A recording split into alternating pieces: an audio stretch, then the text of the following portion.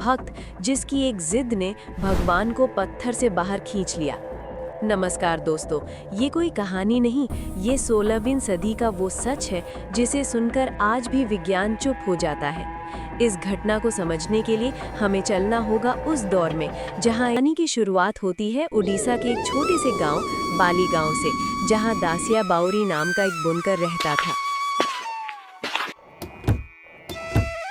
दासिया जाति से बाउरी था, जिसे उस जमाने में अछूत और नीची जाति माना जाता था।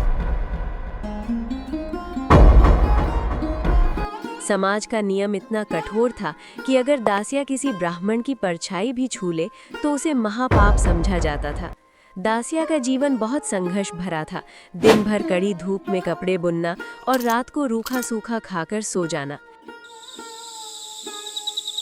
लेकिन इस गरीबी के अंधेरे में उसके दिल में एक दीपक जल रहा था, प्रभु जगन्नाथ के नाम का दीपक। वो कपड़े बुनते समय ताने बाने में भी सिर्फ एक ही लय सुनता था, जय जगन्नाथ जय जगन्नाथ। उसका एक ही सपना था, पुरी धाम जाना। वो जानता था कि उसे मंदिर के अंदर नहीं जाने दिया जाएगा, उसे सिंहद्वार से भी दूर खड़ा रहना पड़ेगा। लेकिन उसकी आत्मा तड़पती थी कि काश एक बार वो उन चका नयन यानी प्रभु की बड़ी गोल आंखों को देख पाता।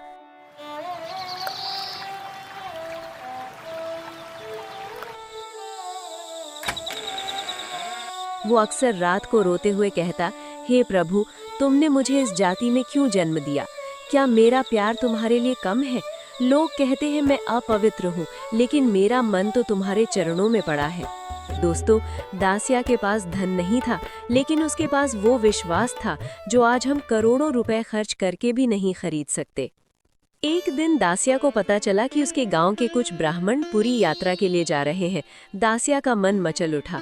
उसके पास यात्रा के लिए पैसे नहीं थे और ना ही साथ जाने की अनुमति। वो दौड़कर अपने घर गया। अपनी पुरानी झोपड़ी के कोने में उसने कुछ सिक्के छिपा कर रखे थे, उसकी महीनों की कमाई। वो उन सिक्कों को लेकर बाजार गया और वहां से एक नारियल खरीदा। वो दौड़ता हुआ उन ब्राह्मणों के पास पहुंचा और उनके चरणों में गिर पड़ा। उसने कांपते हाथों से वो नारियल आगे बढ़ाया और कहा, हे ब्राह्मण देव, मैं तो अभागा हूँ, प्रभु के पास नहीं जा सकता। क्या आप मेरा ये छोटा सा उपहार मेरे जगन्नाथ तक पहुँचा देंगे? ब्राह्मणों ने एक दूसरे को देखा और हंसने लगे।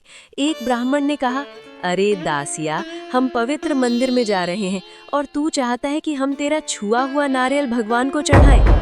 तब दासिया ने जो कहा उसे ध्यान से सुनिए। उसने कहा, महाराज, मैं जानता हूँ मैं अपवित्र हूँ, इसलिए मेरी एक शर्त है। आप मंदिर में जाना, भगवान को भोग लगाना, लेकिन मेरा नारियल तभी देना जब भगवान जगन्नाथ खुद अपने हाथ बढ़ाकर इसे मांगे। अगर वो हाथ ना बढ़ाएं तो मेरा नारियल वापस ले आना। मैं समझ लूंगा कि मेरा प्यार अभी कच्चा है। ये सुनते ही ब्राह्मण ठहाके लगाकर हंस पड़े। पागल हो गया है क्या? भगवान हाथ बढ़ाएंगे? अरे, हम सालों से वेद पढ़ रहे हैं, हमसे तो कभी बात नहीं की, और तेरे इस नारियल के लिए वो पत्थर की मूर्ति बन जाएंगे? मजाक उड़ाते हुए उन्होंने कहा, ठीक है, हम ले जाते हैं। अगर तेरे भगवान हाथ फैलाएंगे तो दे देंगे, वरना वापस ले आएंगे।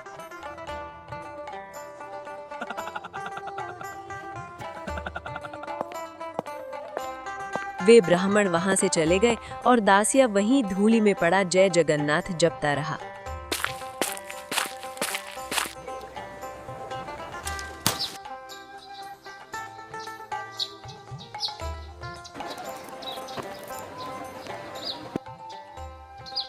कई दिनों की यात्रा के बाद ब्राह्मण पुरी पहुंचे। मंदिर का माहौल दिव्य था। हजारों भक्त जय जगन्नाथ के नारे लगा रहे थे। ब्राह्मणों ने विधि विधान से पूजा की, भगवान को 56 भोग लगाए। अपनी विद्वता के अहंकार में वो भूल ही गए कि उनके झोले में गरीब का नारियल भी पड़ा है। जब पूजा समाप्त हुई और वे गर्भगृह से बाहर निकलने लगे, तभी एक ब्राह्मण को याद आया। उसने हंसते हुए अपने साथी से कहा, अरे रुको, उस पागल दासिया का नारियल तो रह गया। तीसरे ने कहा, छोड़ो भी, उसे क्या पता चलेगा, चलो वापस चलते हैं। लेकिन पहले ने कहा, नहीं, चलो मजा लेते हैं, भगवान के सामने शर्त रखते हैं, देखते हैं भगवान कैसे हाथ बढ़ाते हैं, फिर गांव जाकर दासिया को चिढ़ाएंगे। वे वापस मुड़े। अब दृश्य बहुत गंभीर होने वाला है। मंदिर के अंदर पंडित और पुजारी मौजूद थे। उन ब्राह्मणों ने दासिया का नारियल निकाला और भगवान जगन्नाथ, बलभद्र और सुभद्रा की मूर्तियों की तरफ करके जोर से कहा, हे प्रभु, तुम्हारे उस परम भक्त दासिया ने ये भेजा है। उसकी जिद थी कि तुम इसे अपने हाथ से लो। अब बताओ, क्या तुम इस अछूत का नारियल लोगे या हम इसे बाहर फेंक दें? वहां खड़े सभी पुजारी हंसने लगे। पत्थर की मूरत कहीं हाथ बढ़ाती है? ये कलयुग है भाई, यहाँ चमत्कार नहीं होते। ब्राह्मण ने नारियल वापस अपने झोले में रखने के लिए हाथ पीछे खींचा। उसने सोचा बस बहुत हुआ मजाक, लेकिन नियति को कुछ और ही मंजूर था। तभी अचानक मंदिर के गर्भगृह में एक अजीब सी कंपन महसूस हुई। हवा का एक तेज झोंका आया और मंदिर के बड़े बड़े दिए बुझने की कगार पर आ गए। पुजारियों की हंसी एकदम से रुक गई। सन्नाटा छा गया। सबने देखा कि भगवान जगन्नाथ की मूर्ति से एक दिव्य सुनहरा तेज निकल रहा है। और फिर दर्शकों, वो हुआ जो मानव इतिहास में कभी नहीं हुआ था। गर्भगृह की पत्थर की दीवार में अचानक दरार पड़ने लगी।